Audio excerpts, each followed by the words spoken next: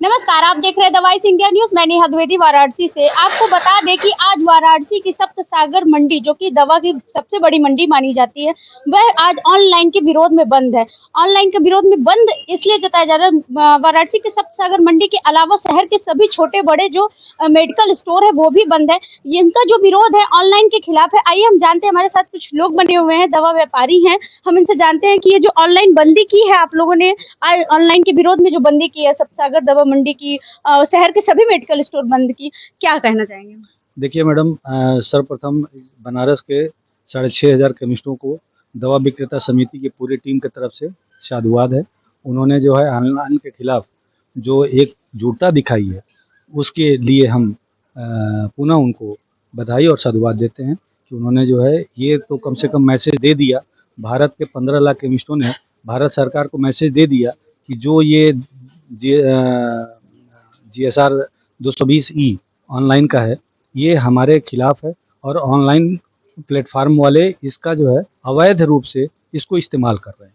तो हम लोग जो है अब सरकार को हमारी बात सुननी पड़ेगी और हमारा all India organisation chemist and druggist association AICD को हाई लेवल की मीटिंग अगले हफ्ते में, अभी जो है AICD का खबर आ गया कि भारत सरकार ने इसको मान लिया है और अगले हफ्ते में हाई लेवल की एक मीटिंग अरेंज की जा रही है। उसमें हमारा AICD जाएगा और हमारा पक्ष रखेगा। बात की जाए तो ये बंदी से क्या लोगों को कितना नुकसान होना पड़ रहा है या किसी चीज की कमी हो रही है? मैं बताऊं सर्वप्रथम कि ये सुबह से ही पैनिक सिचुएशन चल रहा है। अभी कई बार विभाग का भी फ़ोन आ गया और विभाग ने भी जो है लंका की सिचुएशन ज़रा पैनिक हो गई थी, तो उस लंका पे हम लोगों ने जो है सुबह 6 बजे से मार्केट वहाँ खुल जाता है, तो सुबह 6 बजे से जो है वहाँ 12 बजे तक जो है जब मरीज़ वहाँ पे एकत्रित होने लगे और दवा नहीं मिल रही थी, तो फिर विभाग का मेरे पास फ़ोन आया था।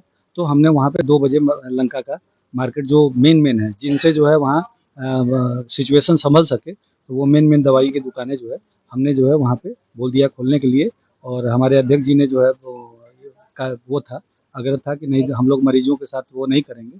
तो हम समझते हैं कि लंका पे अभी कितना बज रहा है, टाइम कितना हो रहा है, 3 बज रहा है, तो हम समझते हैं कि 70% वहाँ पे दुकानें। और ऑनलाइन के खिलाफ आप लोग का विरोध है। ऑनलाइन से लोगों को सहूलियत जैसे प्राप्त होती है, इसलिए दवाई मंगवाते हैं, उनके लिए क्या कहेंगे?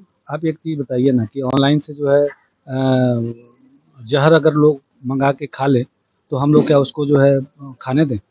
आप समझिए कि ऑनलाइन का कितना जो है अवैध ई फार्मेसी है, ये अवैध प्लेटफार्म है।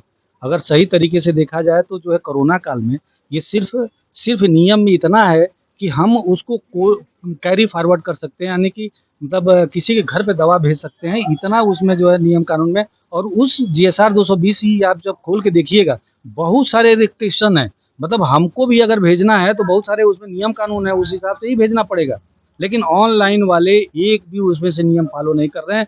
जो भी उसमें लिखा हुआ है कि ये चीज़ दवा आप नहीं बेच सकते, वो भी इस ऑनलाइन प्लेटफॉर्म पे मौजूद है। आप उठा के देख लीजिए, AI जनरेटेड प्रिस्क्रिप्शन डाल रहे हैं और युवा पीढ़ी मंगा के खा रही है। बात की जाए तो जो हॉस्पिटल्स हैं, हॉस्पिटल में भी अब ऑनलाइन दवाई अगर कोई मंगवाना चाहता है, कोई पेशेंट, तो मिल जाती है, उनके लिए क्या कहेंगे आप? देखिए हॉस्पिटल का तो अंदर में उनकी फार्मेसी है।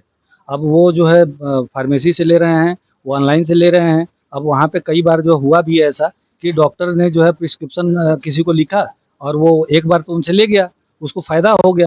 फिर जो है जब घर गया अपने, तो फिर देखा कि अब डॉक्टर साहब को दिखाने में पैसा लगेगा या बहुत दूर पड़ता है, तो फिर क्या करता है कि वही दवाई ऑनलाइन मंगा ले रहा है और फिर उसको खाना शुरू कर दे रहा है। लेकिन अंतर यही है कि जब वो मेरे दुकान फार्मेसी पे आके लेता है, तो हम लोग देखते हैं कि डॉक्टर ने लिखा है कि इसको जो है 15 दिन खाना है, 15 दिन खा चुका है। तो हम लोग उसकी काउंसलिंग करते हैं, उनको बताते हैं कि चाचा ये 15 दिन की दवाई आपने खा चुके हैं, अब ये दवाई नहीं खाना है। अगर रोग नहीं गया है तो पुनः डॉक्टर को दिखा लो, हो सकता है कि कोई और रोग हो और उसका जो है आपको सही चिकित्सा मिल पाए।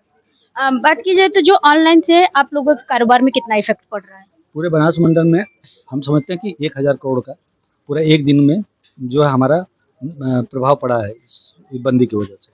आइए कुछ और भी लोग हैं, हम उनसे भी बात करते हैं। जो ऑनलाइन आज बंदी आप लोग विरोध जता रहे हैं, क्या कहेंगे, किस तरह का मैसेज देना चाह रहे हैं? मैसेज यही है कि गवर्नमेंट इस पे गंभीरता से विचार करे और उसको बंद कराए। मतलब अगर विचार नहीं, मतलब बंद नहीं हुआ आगे, जिस तरह का आज विरोध है, तो उसके लिए आगे क्या करेंगे आप लोग?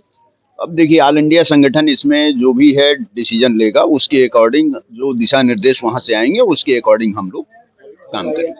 ऑनलाइन जो के विरोध में आज यहाँ पे प्रदर्शन है, बंद है, पूरी मार्केट बंद है, मार्केट के अलावा शहर के भी सभी मार्केट बंद है, उनसे जो मरीज है उन पे कितना इफेक्ट पड़ रहा है? मरीज को कोई नहीं इफेक्ट पड़ रहा है। मरीज को ऑलरेडी हम लोग 15 दिन से ये कार्यक्रम कर रहे हैं।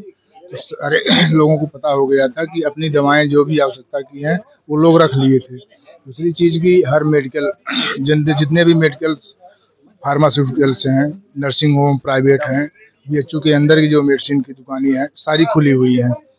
तो हम जहाँ तक हम लोग को ऐसा कोई न्यूज़ नहीं आया अभी कि किसी को दवा की परेशानी हुई हो जिससे कि वो परेशान हुआ हो।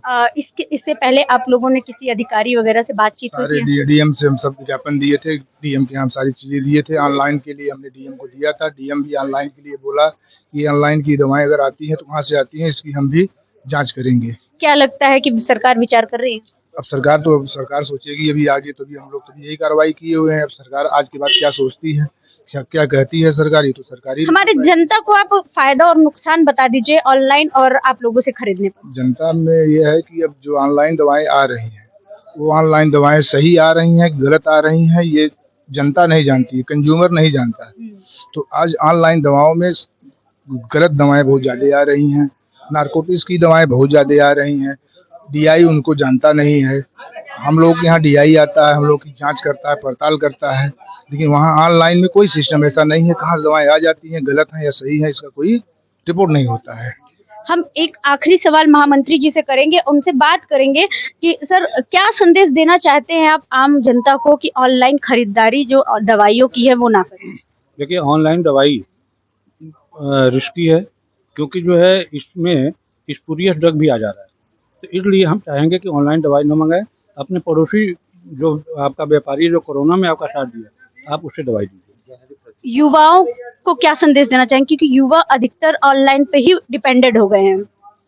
जो वही युवा डिपेंडेंट है जो नशे के आदी हो चुके हैं, वही डिपेंडेंट है। तो जैसा कि बताया गया कि ऑनलाइन से कारोबार में तो इफेक्ट पड़ ही रहा है, कहीं ना कहीं इससे जो नशे के लती लोग हैं वो ऑनलाइन खरीदारी करके अपनी नशे के भरपूर उपयोग में वो दवाइयों को ले रहे हैं और डॉक्टर के प्रिस्क्रिप्शन के अलावा भी वो दवाइयाँ ऑनलाइन मंगाने में पूरी तरह से गलत है, जिसकी वजह से उन्हें किसी भी प्रकार की बीमारी का खतरा बढ़ सकता है। इसी तरह खबरों को देखने के लिए हमारे साथ बने रहे। वाराणसी से नेहा द्विवेदी की रिपोर्ट।